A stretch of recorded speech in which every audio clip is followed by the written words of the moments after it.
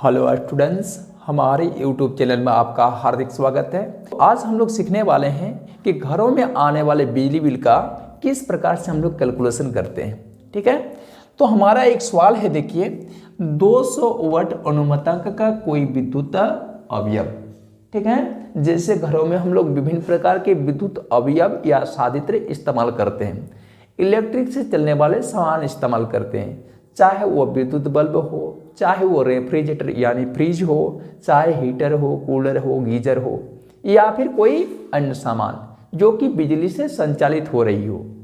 चाहे तो आप इलेक्ट्रिक आयरन को भी ले सकते हो। तो देखिए 200 वाट अनुमतांक का कोई विद्युत अवयव निरंतर 8 घंटा प्रतिदिन चलाया जाता है। प्रत्येक दिन कंटिन्यू उसे 8 घंटा तक चलाया जाता है, यानी उनकी सर्विस ली जाती है। तो करीब 4 रुपये प्रति यूनिट की दर से 30 दिनों का बिजली बिल क्या होगा। ठीक है, तो आपको 4 रुपये प्रति यूनिट की दर से 30 दिन का बिजली बिल कैलकुलेट करना है, ज्ञात करना है। तो आप इसे कैसे ज्ञात करोगे? तो सबसे पहले तो ये देखोगे कि यहाँ पर 200 वाट का कोई विद्युत अवयव है जो 8 घंटा प्रतिदिन चलाया जाता है। ठीक है, तो प्रतिदिन अगर 8 घंटा अगर उसकी सर्विस ली जाती है तो उस स्थिति में 30 दिन का बिजली बिल कितना आएगा। तो सबसे पहले आपको क्या करना होगा, 30 दिन में हम लोग कितनी ऊर्जा का खपत करते हैं उस ऊर्जा को यहाँ पर ज्ञात करना पड़ेगा। ठीक है, तो विद्युतीय ऊर्जा को हम लोग किस प्रकार से व्यक्त करेंगे? तो विद्युतीय ऊर्जा को ज्ञात करते हैं हम लोग किलोवाट घंटे में। तो सबसे पहले हम लोग क्या करेंगे कि मुख्य रूप से हम लोग 30 दिन का ये जो सर्विस लेंगे तो 30 दिन में कुल मिलाकर कितना किलोवाट घंटा ऊर्जा हम लोग खपत करते हैं, उसी हिसाब से हम लोग का बिजली बिल तैयार होता है।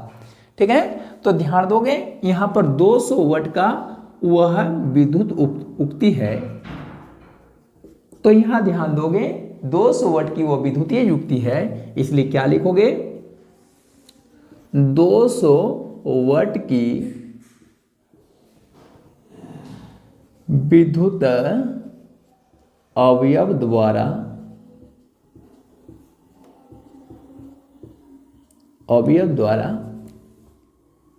30 दिनों में उपभोक्त यानी उपयोग किए गए ऊर्जा कहें या विद्युतीय ऊर्जा कहें इक्वल टू क्या होगा। तो ध्यान दोगे 200 वाट का वह विद्युतीय युक्ति है जो निरंतर 8 घंटा चलाया जाता है पर डे। तो 200 वाट की राशि को गुणा कर दोगे 8 घंटे से, तो उस स्थिति में वो एक दिन खर्च होने वाले विद्युतीय ऊर्जा की मान हो गई। ठीक है, तो 200 वाट के बल्ब को 8 घंटा आप चलाओगे पर डे, तो एक दिन में कितनी ऊर्जा का खपत करोगे? तो इसके लिए 200 वाट की राशि को 8 घंटे से गुणा कर दोगे। अब क्या करना है, उस तरह से ये एक दिन की उपभोक्त ऊर्जा हो गई, लेकिन इस ऊर्जा का उपभोग आप 30 दिन कर रहे हो, तो उस स्थिति में उसे 30 से गुणा कर दोगे। तो 30 से जब गुणा करोगे तो प्राप्त गुणनफल कितना होगा? तो 2 गुना 8 कर दे पहले 16, 16 गुना 3 कर ले 16 तिया 48। अब फिर यहाँ पर जीरो की संख्या बैठानी है, 1 2 3, 1 2 3, यानी 48,000 वाट घंटा विद्युतीय ऊर्जा का उपयोग करेंगे 30 दिन में। अब 48,000 वाट घंटे को जब हम लोग किलोवाट घंटे में व्यक्त करेंगे तो 48,000 की ये जो राशि है उसे हम लोग क्या करेंगे, 1000 से जब डिवाइड कर देंगे तो ये जो प्राप्त मान होगा वह किलोवाट घंटे में आ जाएगा। क्योंकि वाट को जब किलोवाट में बदलोगे तो 1000 से डिवाइड करना होगा, तो इस राशि को 1000 से जब डिवाइड करेंगे तो प्राप्त मान किलोवाट घंटे में आ जाएगा। क्योंकि याद रखिएगा इस ऊर्जा का मान किलोवाट घंटे में ज्ञात करना जरूरी है, क्योंकि कोई भी विद्युतीय यूनिट जो होती है वो किलोवाट घंटे में रहती है। ठीक है, तो इसलिए 1000 से डिवाइड कर दोगे तो यहाँ पर अंत के 3 जीरो, ऊपर के अंत के 3 जीरो से कट जाएंगे तो 48/1 होगा, यानी 48 किलोवाट घंटे की बात आएगी। या फिर आप इसे कहेंगे तो 48 किलोवाट घंटे में जब ऊर्जा की खपत आती है तो उसको हम लोग यूनिट में व्यक्त करते हैं। यानी 30 दिन की समय अवधि में उस विद्युतीय युक्ति के द्वारा टोटल 48 यूनिट की बिजली खपत होती है।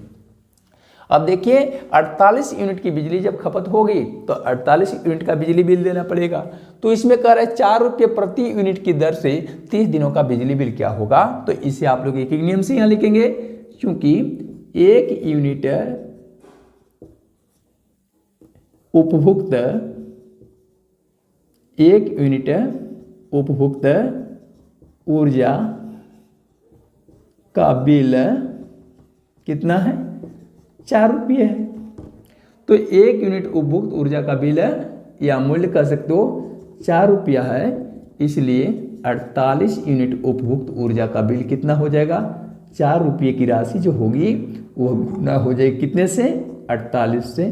तो 4 गुना 48 कर दोगे, फिर इसका डबल प्राप्त करोगे, 4 8 में 32, 7 में 3, 16 और 3 19, यानी 192 रुपये। तो आप इस प्रकार से 30 दिन जब इस युक्ति को चलाओगे तो इसके लिए आपको कुल 192 रुपये का बिजली बिल चुकाना पड़ेगा।